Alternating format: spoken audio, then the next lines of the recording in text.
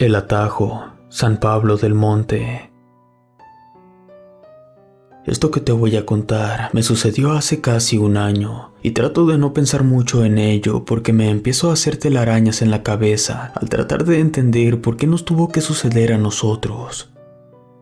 Yo vivo en San Pablo del Monte, allá por el volcán de la Malinche. Ahí conocí a Mayra desde que íbamos a la primaria, pero no fue hasta cuando pasé a segundo año de prepa cuando me atreví a hablarle. Me gustaba mucho, era la más bonita de la escuela. Imagínate cuando me enteré que yo también le gustaba.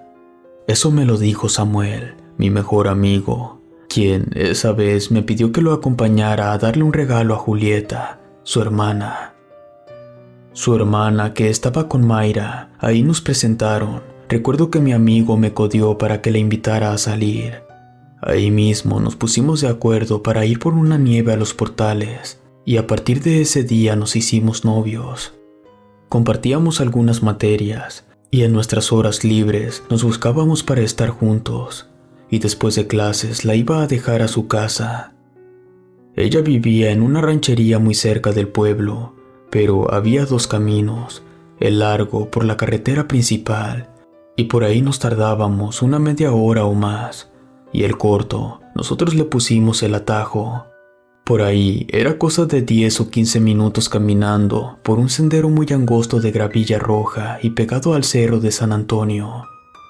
A la mitad del recorrido había que atravesar una parte con mucha vegetación, apenas si se podía pasar, y de ahí uno salía a campo abierto. Era nuestro atajo y solo muy pocas personas del pueblo lo conocían. Todo parecía ir muy bien entre nosotros, hasta que un día mi papá me pidió de favor que lo acompañara a dejar una carga muy grande de Encino hasta Tamaulipas. Me ausentaría un poco más de una semana. Le comenté a Mayra sobre el viaje, pero no pareció agradarle mucho la idea.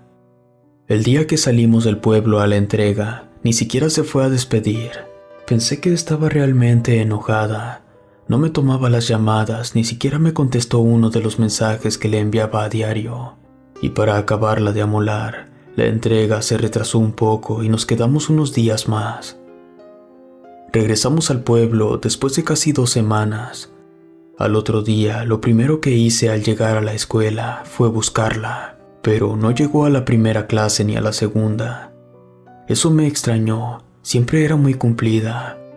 Entonces me encontré en los pasillos con Julieta, la hermana de Samuel, y le pregunté por ella.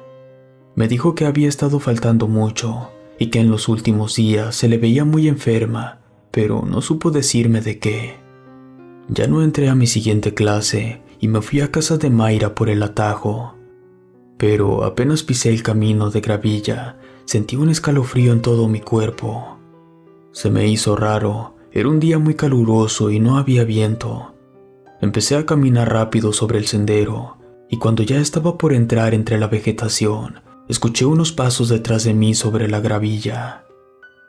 En ese momento, sentí que alguien me veía, pero al echar un ojo alrededor no vi a nadie. Me apresuré a cruzar ese tramo, y al salir a campo abierto, escuché claramente cómo se partía una de las ramas detrás de mí, como si alguien la hubiera pisado. Volteé asustado, pero nada. Esto ya me daba mala espina, pero lo importante en ese momento era verla a ella y saber qué pasaba. Apenas toqué, y su mamá apareció tras la puerta. Me abrazó muy fuerte, le dio mucho gusto verme, y sin más, me llevó a la recámara de Mayra. Parecía que dormía, pero al escucharme se enderezó sobre la cama. Vi que se le alegró el rostro como a mí. Corrí a abrazarla. Su mamá nos dejó solos, pero apenas cerró la puerta de la habitación, se soltó a llorar desconsolada. No entendía en ese momento por qué, pero dejé que se desahogara. Después de un rato, cuando la sentí más tranquila, le pregunté qué es lo que estaba pasando.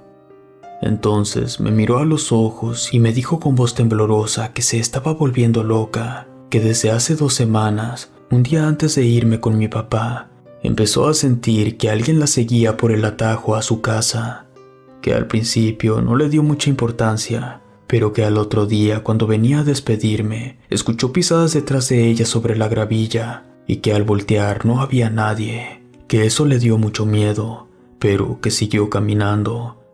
Y cuando ya estaba por salir del atajo, empezó a escuchar gruñidos muy fuertes al lado suyo.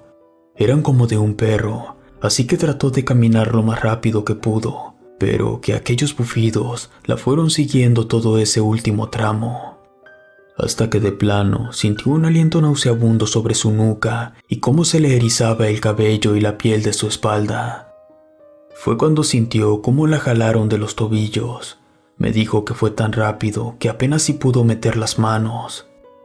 Pero aún así, aquella cosa la arrastró por varios metros sobre el camino de gravilla hasta el tramo de la vegetación.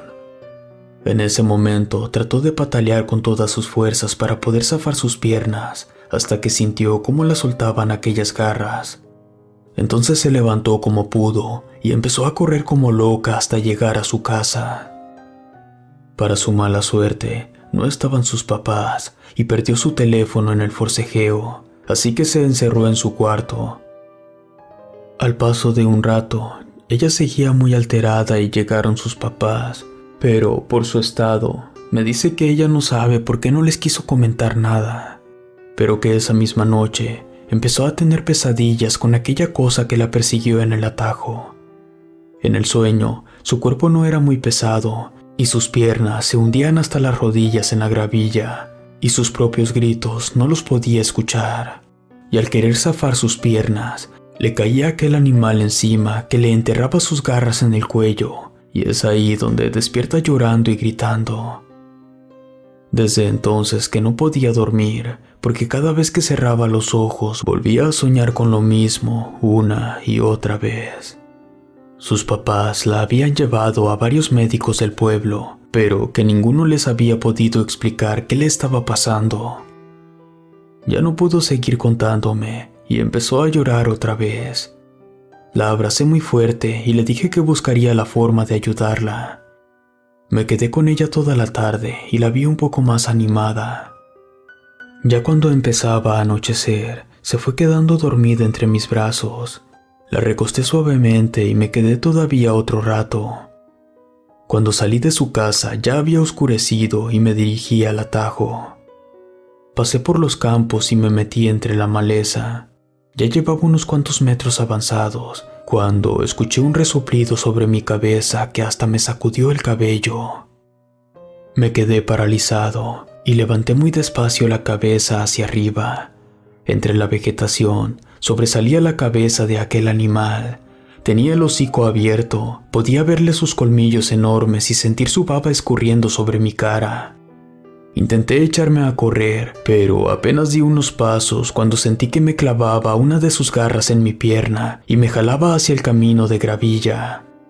Yo estaba aterrado y no sabía qué hacer, pero al levantarme sobre el sendero, me rasgó la playera y quedó al descubierto una medallita de plata de San Miguel Arcángel que me había regalado mi abuela. Aquella bestia se quedó escondida entre la vegetación y lanzó un fuerte bufido. Yo temblaba de miedo. Me levanté como pude y me eché a correr. Al llegar a casa le conté a mis papás lo que me había pasado. Al principio sentí que no me creyeron, pero cuando vieron la herida que tenía en la pierna, me llevaron al médico y después fuimos con mi abuela que vivía al otro lado del pueblo. Cuando le conté lo de Mayra y lo que me había pasado hace unas horas, me dijo que aquel animal era un nahual. Mis papás se pusieron muy serios. Sin pensarlo, nos fuimos a la casa de Mayra. Mis papás trataron de explicarle a su mamá toda esa situación para que le permitiera a mi abuela que le hiciera una curación, ya que el nahual, al parecer, le estaba haciendo brujería. Al final lo permitió. A los pocos días, Mayra se recuperó y regresó a la escuela. Hasta el día de hoy, no hemos vuelto a pasar por el atajo para llegar a su casa. Hace unos meses terminamos la preparatoria y estamos a la espera de irnos a estudiar juntos la Universidad de Puebla. Y la verdad es que muy pocas veces hablamos de lo que nos pasó en aquellos días. Creo que a veces es mejor darle vuelta a la página. Si te gustó esta historia, suscríbete activando la campanita para que no te pierdas lo mejor de Rede. Gracias por escucharnos. Relato escrito y adaptado por Luis Martínez.